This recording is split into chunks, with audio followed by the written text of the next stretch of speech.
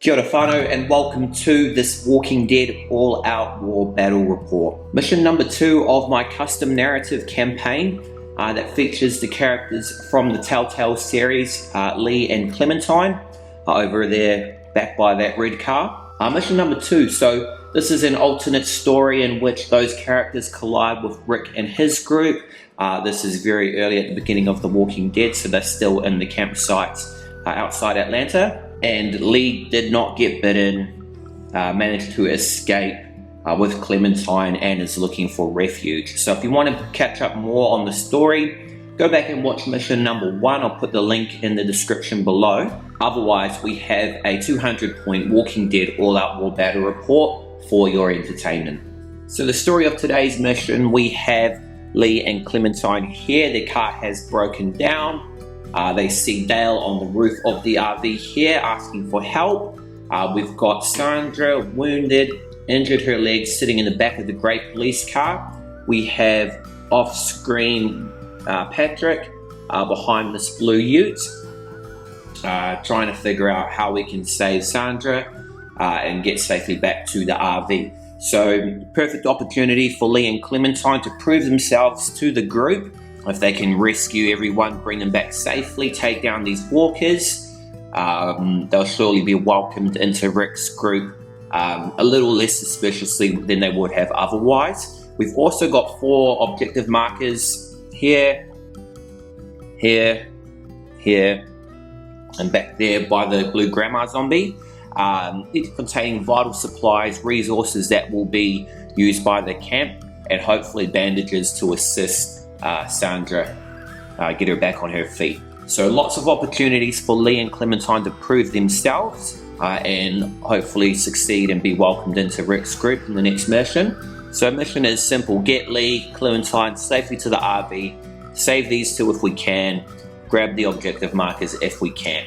And each thing that we do accomplish will raise their standing when they come time to ask Rick to join their group. Now it has been pretty hectic. Dale and his group have made a lot of noise and drawn a lot of attention from the walkers. So we're starting off at low threat level at threat number 6. So things aren't all quiet. So we're stepping into a beehive. So we'll take a closer look at our group of survivors and what equipment they'll be using and kick off turn number 1, Walking Dead All-Out War Battle Report. This is mission number 2. So we've got another 4 missions planned of this campaign. Mantic Mondays, new Walking Dead Battle Report coming to you every Monday for the next 6 weeks. And we'll figure out what happens if we proceed with this series or not. I was looking to sell off the box. However, I am the maoriwargamer. I make tabletop gaming content for your entertainment, playing Warhammer 40k, still yet to buy 9th edition. A bit of Warhammer Underworlds, a bit of Blackstone Fortress as well. So lots of content to keep you entertained. So if you're enjoying what you're watching or the sounds of any of that, give me a thumbs up. Thumbs up there. Subscribe to the channel for more content from me. Follow me on Twitter. I am at maoriwargamer. Also feel free to check out Timestamp Tales. It's my Dungeons and Dragons channel. Love to have your support. So enough plugs from me. We'll kick in turn number 1, Walking Dead All-Out War. Alright, so looking at our survivor loadout, we've got Lee, whopping 57 points. He's got blue melee, white shoot, blue defense. He is a tank, awesome abilities, and he's just equipped with his fire axe. We've got Clementine, 18 points, equipped with the screwdriver. She'll be using the runner role for this game. Always best, just helps her jump over cars, jump over obstacles with no delay. We've also got Patrick. He is a bruiser. He is armed with a baseball bat, so he's good to go. He'll tank and smash his way through zombies. Then we've got on the roof Dale, Atlanta lookout. He's a marksman armed with the Marlin XT-17R ranged weapon. So he'll be sniping off zombies as we make our approach. Sandra, she's equipped with just a knife. But we'll need to get her back on her feet before we can use her. So it's probably a high priority mission there. But that is our loadout, 200 points, Walking Dead. Let's kick into turn number 1, the action phase. Stay with me. Turn 1, action phase. So Lee is just simply going to sneak forward up behind this barricade. Means when we go into the event phase, this walker here is within the kill zone. So we'll start a combat, but he doesn't need to alert anyone else to his presence. Action, activating Clementine next. Clementine will run across the car 8 inches all the way up here to this barricade.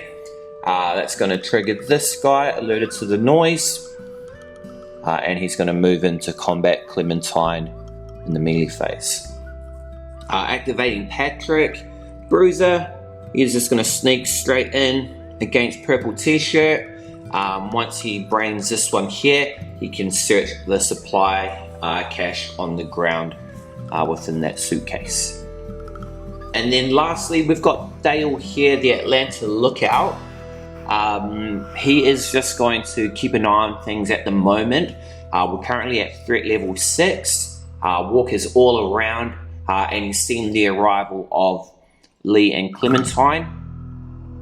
He's going to see what difference they can make, and then figure if he's going to shoot with his rifle and generate mayhem, raise the threat more and more, and potentially drone more walkers from off the table with his gunfire. So he's just going to sit and observe for now and not take any actions. But that means everyone has activated in this action phase, and we'll move into the event phase for turn number 1. Alright, so event phase, turn number 1. We've got combat about to go off here, combat about to go off here, combat about to go off here. Sandra is obscured in the back of the pickup, so won't attract any walkers towards her. Dale's still up there on top of the RV, keeping an eye on things. And so we're going to draw from the event deck. Pandemonium. So that's a +1 threat, going from 6 to 7. And we are currently at low threat, so we need to roll blue dice and move that many eligible walkers towards the nearest survivor. So 2 walkers. So I'm going to get this one off here. Risky, but Lee's pretty good in close combat. I'm confident his axe, he can chop off both of them, and that frees up that supply token there. He's also going to alert her, who's going to walk and crash into the car. So that's the event phase, Pandemonium. What also happens though, so here's the card for us. Then white walkers enter play. So white dice walkers enter play. Blank. So no additional walkers, just what we want. Let's move in now to the melee phase. We are in the melee phase for turn number 1. We've got 3 combats about to go off, so threat will automatically increase from 7 to 8. So things are getting dangerous. We don't have a great amount of time to get everything fixed up. But we'll start combat first. We'll go with Patrick. He's a bruiser, heavy hitter for the team. He's rolling white dice for melee. He also has his baseball bat, which gives him red dice. And he gets to re-roll 1 red dice per melee attack. So he's going to swing in and try brain the zombie. Boom. He got a crit and a 2. Rolling for the zombie. She got a blank. So not only did he kill her, but he pulverized that brain to pulp. Boom. Hit a home run. She's gone. She ain't standing up again. So victory to Patrick. Alright, Lee's up next in combat, rolling off against these walkers. So we've got 2 in combat, so that's 3 red dice. We'll start with the walkers. 2, 2, and 1 crit.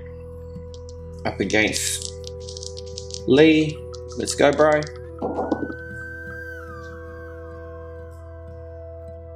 And that's 2 and 2. So he's going to brain one of these walkers.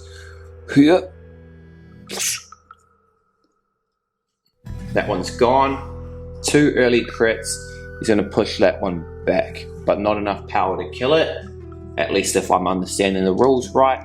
Again, very loose with the rules. I play more for the story than rules accuracy. If you want to watch rules accuracy, might be best to find that on another channel who takes time or researches all that. I just wing things for my fun, for your fun. So yeah. But 2 victorious combats. We've thinned out the zombie hordes. Last combats for this turn will be with Clementine up at the top of the map. Alright, so Clementine, she's got 1 red dice, 2 red dice, and a 3rd red dice. So she's got the special rule adaptable that will allow her to increase one of her stats by 1 red dice. She also equipped with the screwdriver and her own base red dice stat. So I'm going to roll in for her. Should be an easy victory. Or 1 to 1. Oh well, 1 out of the 3. And let's see what the zombie gets. 1 to 1, so that's a tied combat. Let me see what happens when we get the same result. Alright, so the way I understood it, both models are equal. We're tied off, so that means that Clementine is victorious. Pushes back the walker by 1 inch. And that will end turn number 1. Alright, it's a bit hasty there. No, we're moving into the end phase for turn number 1. We have no prone walkers. Actually, this guy should have been prone. So what happened with Lee's combat is I rolled a 4. One of those guys was a headshot. I could only allocate the headshot to 1. But I think it means I could still split the other 1 carryover damage to that guy, which means he would have been prone. However, still not completely sure on that, so let me know. But in phase, so we've got no prone walker, we've got no bitten models, we've got no end of turn effects. We still are away from the RV. Sandra's still in the back of the police truck, so we'll increase our threat by 8 up to 9, or from 8 to 9, meaning we're in medium threat level. So we've only got another 9 turns that we can keep going on for. Probably half that actually. And carry over back into the action phase for turn number 2. Action phase for turn number 2. Patrick's going to pick up the suitcase and he is going to start moving back towards the RV.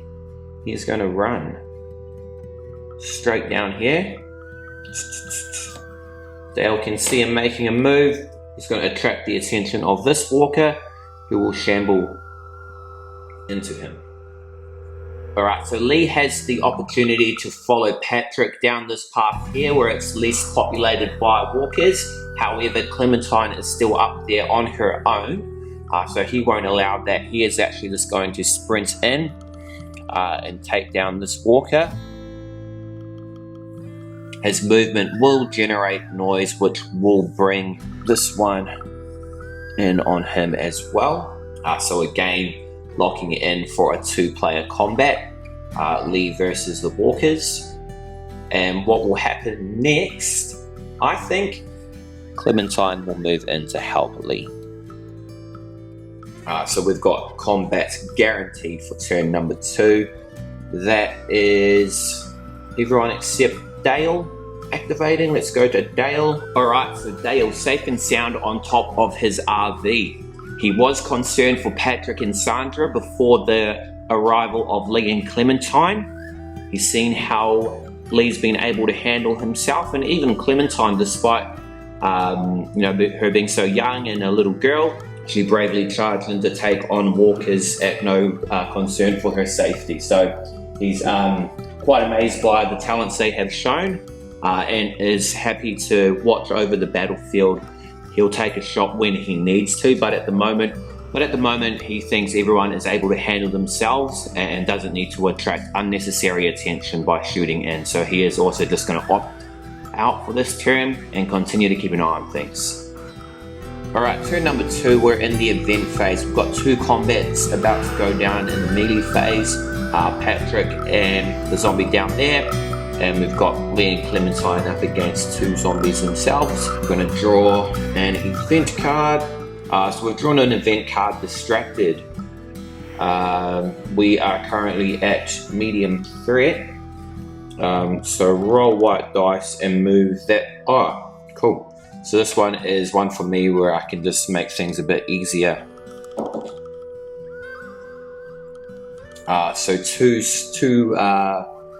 So roll white dice and move that many eligible walkers in a direction of your choice. So these two aren't eligible because they are in combat. But what I will do, quick scan over the rest of the battlefield. What I will do is I will move. This guy is going to move forward.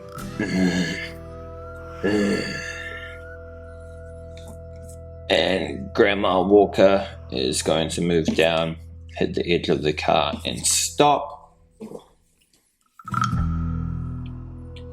So we've moved to more strategic zones. As we launch into combat, we'll start off with Lee. Alright, Lee and Clementine up against two walkers. We've got one blue dice, one white dice, three reds. Smashing in, let's go. Alright, we've got 3 points of damage up against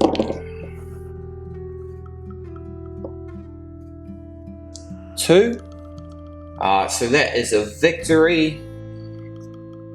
Carry over damage, we're going to kill one, knock one back. These two are here. And so that's a successful combat. No brainings, no headshots in that one, but good enough to knock one prone. We can start moving again unhindered. We'll move. Final combat about to go down between Patrick and the zombie. So he's got one white, one red, rolling off. We got one, and rolling in against the walker. She got one as well, so that's a tied combat. We'll get to knock her back an inch. And now we move into the end phase for turn number 2. End phase for turn number 2. Quick scout over the battlefield. We've got Dale up here, Sandra back here. We've got 2 objective tokens here and here. One back there, no longer occupied by Grandma Zombie. We've got one prone walker who will get back on his feet on the sheriff's badge. He's back on his feet. Oh, that's fine. We can nimbly walk through that. So a lot happening. Threat level bumps up from 9 now to 10. I think I might have missed the threat level increase. I think we should be on 11, but who knows? We'll continue anyway. So that's the end phase done. Still need to get back to the car safely. Patrick's making his own way. We're probably gonna arch around this way, help Sandra up, and get the hell out of here. So stay with us. Victory in sight, I do feel it. Move into turn number 3, Walking Dead, All Out War. Alright, turn number 3, Walking Dead, All Out War. Let's make some big plays now, hey? Gonna run Patrick up towards here. That's gonna generate noise. This guy is gonna walk into him. Patrick, baseball bat ready. Gonna swing that off. Up here in the north, Clementine is gonna run. Now she's got the runner card, so she's gonna nimbly dive over that, and she's gonna collect it. So we've collected 2 out of the 4 supply tokens across the field. Her movement is going to trigger. Let's pull Grandma Zombie in for some combats. Grandma's going to shamble in against Clementine. Clementine's got a screwdriver ready. She should be fine. Alright, so Clementine's about to throw down with Grandma Zombie. And what will Lee do? I think he's just going to sprint.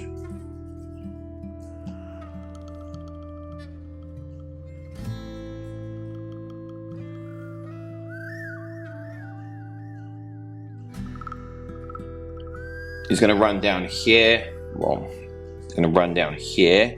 It's going to trigger that guy to walk in to combat him. So Dale up there on his RV, he's been pretty passive the whole game. But seeing the way things are going, he's looking to make some damage now and help us guarantee that everyone's going to get back safely. So what he gets 2 white dice for shooting. And he is going to take a pot shot into the blonde police officer zombie there by the yellow car. So he's going to roll in. 3, 2, 1.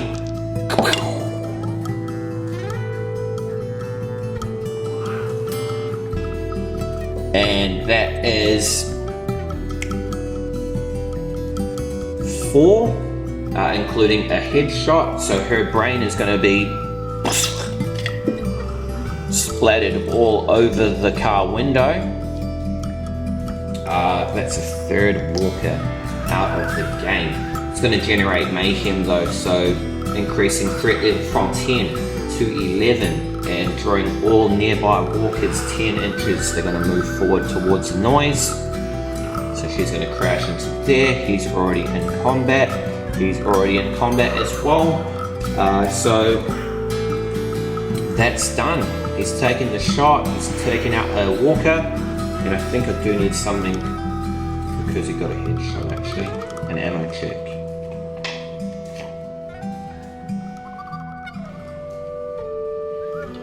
Alright, so because I got a headshot, do need to make an ammo check. On the sheriff's badge, we're good. And we're not good. So he's out of ammo in his rifle, so the one shot he did get to make, that's it. And he can start punching in with his red melee dice. We'll see what happens.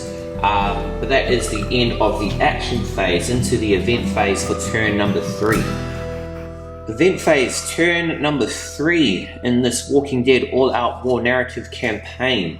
We've got 3 combats again about to go down. Dale out of ammo, figuring out what he needs to do next. Withdrawing a card. We've got the hunger, +1 to threat from 11 to 12. We're at medium threat, so roll blue dice and move that many eligible walkers towards the nearest survivor. 2 walkers towards the nearest survivor.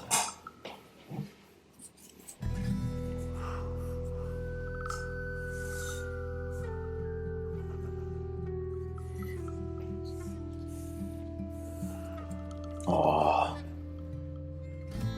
he's out of range. He's just out of range. So we've got 2 now in combat against Lee. Lee, turn around. Get ready to scrap them. That one's just out of range. I don't know if we do the kill zone check, because if we did kill zone, he would move in. But we've already done that, right?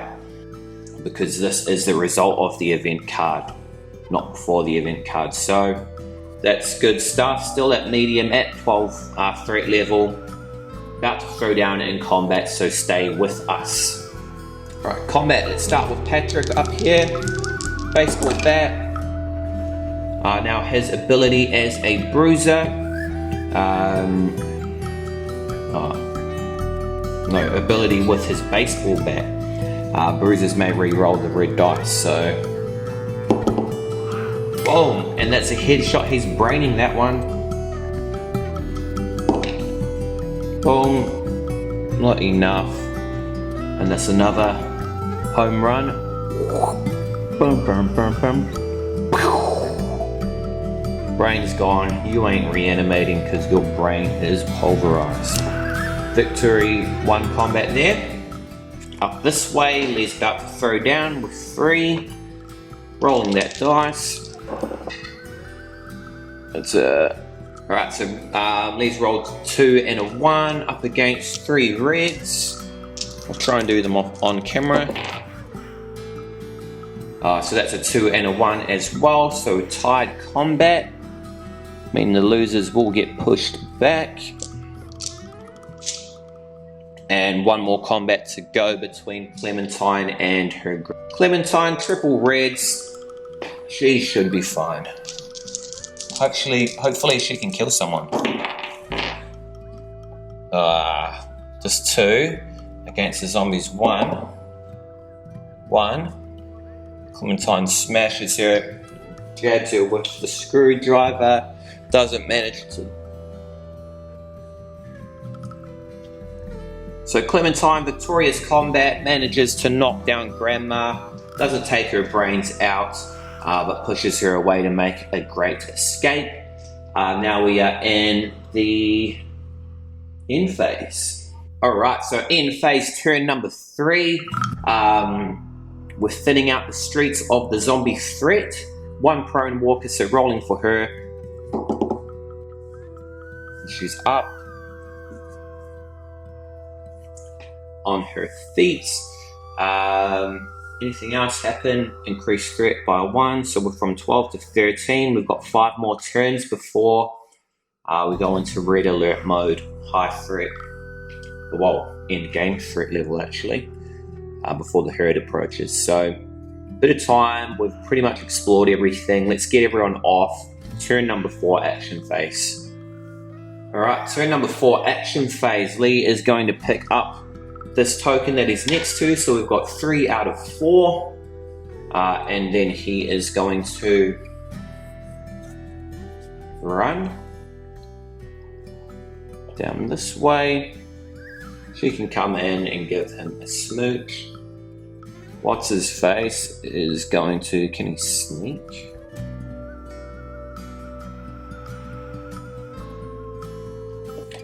Can sneak. He's going to sneak here. Grab that. It's another token. We've got 4 out of 4 tokens. So what's happening next? Clementine is going to run, flip over the car, nimble, runner. One of the best abilities. She's so cool that she can pick it, but I don't see much use in the other abilities, other roles you can pick. So she's run all the way over to Patrick. Her running is going to alert this guy. He's going to shamble into Patrick there. So about to throw down for a showdown. That was good, that was on the spot. As we move into the event phase. Actually, before we go to the event phase, I'm going to move Dale. He's going to climb down the... Dale's going to climb down the awning there. I think I need to make a check. Alright, so Dale's climbed down off the awning to support Lee in combat. We're at threat level 13 as we move into the event phase, which is medium threat. We're about to move into high threat. And everyone's got medium nerve. Patrick, Dale, Clementine, Lee's got high nerve. So it means they're going to start panicking as the threat level gets more and more. Alright, so event phase, alarm. Choose a car if possible, must be one that has no survivors within 6 inches. Car's alarm goes off, creating mayhem instantly. So this yellow one here all of a sudden starts ringing. Zoom out. Drawing walkers in like flies. Well, this one's here. He's going to smash into it. We've got another walker. Actually, I forgot all about her. He's going to walk towards it as well. It is going to increase the threat level from 13 to 14. And the car's alarm goes off.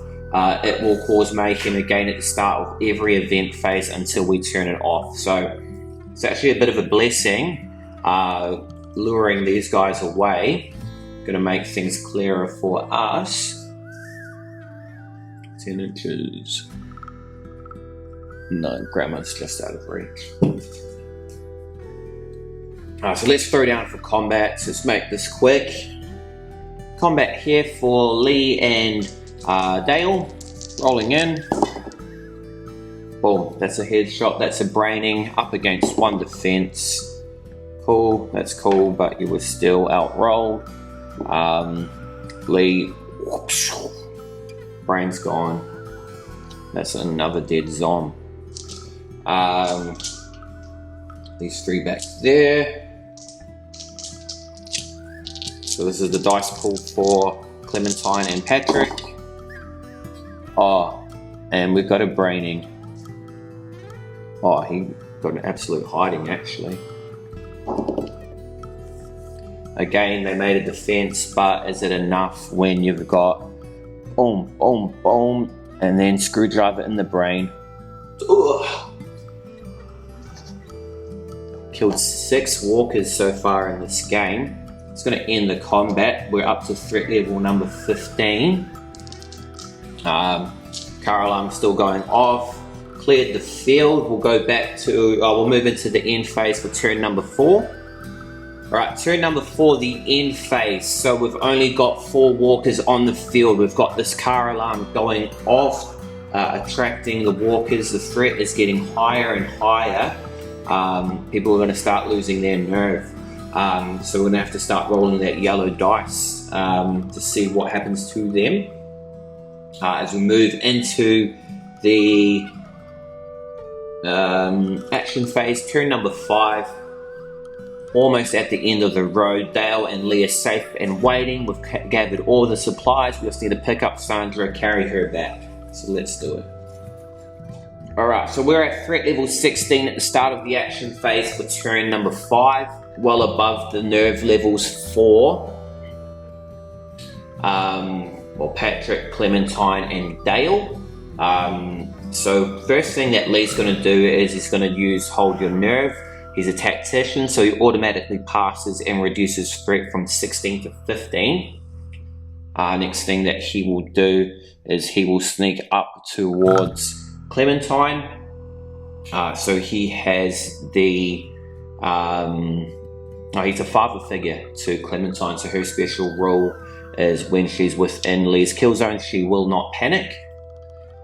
So she's good to go. Just Lee being nearby will make her stay calm. And hold her nerve. Same can't be said for Patrick. So we're going to roll the dice, see what happens to him.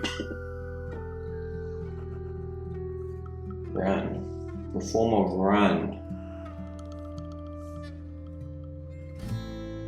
So he's just going to shit his pants. Things are getting too hectic. He's going to run all the way down back to the RV and get ready. Dale, what are you going to do, bro? Dale's level headed, so even though he's gone above his nerve, he can re-roll. Dale is going to run. I'm going to take that because I could also end up screaming, be terrified, or be berserk. I think he's just going to wait there, and he's urging Lee to hurry. They've been there for too long, attracting a lot of noise. Clementine, she's going to wake up Sandra, apply some bandages to her leg, blah blah blah, and Clementine will run. She's a runner, as is Sandra. Boom, boom. Lee's going to come in, pile into the RV. Let's go. That's a mission accomplished. Mission accomplished, turn 5 action phase. Alright, Whānau, so mission accomplished, turn 5 action phase, just in the nick of time. The threat was building higher and higher. A horde of walkers was approaching the team. They've gathered all their supplies, everyone's coming back, no one's bitten. They've got the best possible outcome compared with how dicey things were looking at the start of the game. And certainly more than earned the gratitude of Dale, Patrick and Sandra. Lee and Clementine are on their way back to the Atlanta campsite to meet Rick and the rest of his group. This is following the events of days gone by, so Shane was never the party leader. I didn't have his model. It's one of the cool things about this Walking Dead miniatures game. You can change things as you want to. So he's going back after those events. Rick's shaken, he's figuring out what to do. They can't remain at the campsite. We'll find out why.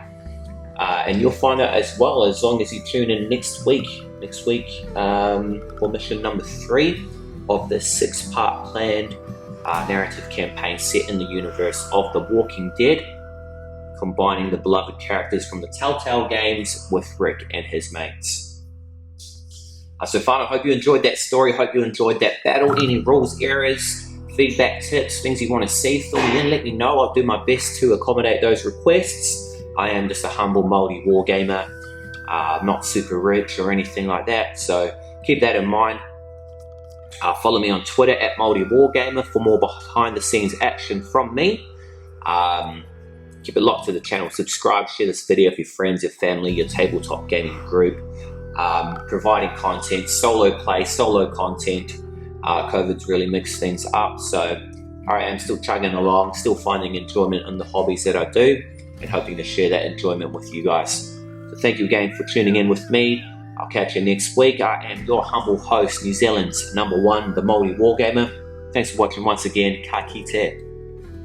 Anō.